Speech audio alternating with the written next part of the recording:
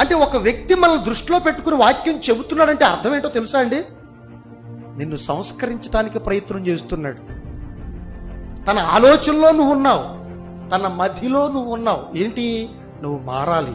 ఒకవేళ మనలో లోపాలుంటే మనం మార్చుకోవాలి.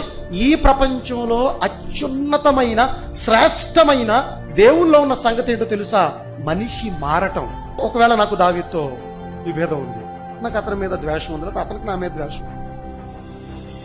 ఇప్పుడు మీ ఇద్దరం ఒకరికొకరు ద్వేషం పెట్టుకుని ఇక్కడికి వచ్చి వాక్యం చెప్పడం వలన, ప్రార్థన చేయటం వలన, దేవుడి కార్యక్రమాలు చేయటం అంటే దేవుడికి అర్పణ ఇవ్వటం వలన ఉపయోగం ఉందా? లేదు. అది క్రీస్తు తత్వం కాదు. మనం ఏం చేస్తామంటే దేవుడు అంటే మాకు ఇష్టం అంటే దేవుడి దగ్గరికి వస్తాం, కానీ దావీదు దగ్గరికి అయితే నేను వెళ్ళను. అతనికి వస్తాను, అతనితో నేను సమాధాన పడను, అతనితో నా మనసులో ఉన్న విభేదాలను తీసుకోను, నన్ను నేను మార్చుకోను. అంటే ఇప్పుడు దీన్ని ఏమంటారు? దీన్ని క్రీస్తు తత్వం అంటారా?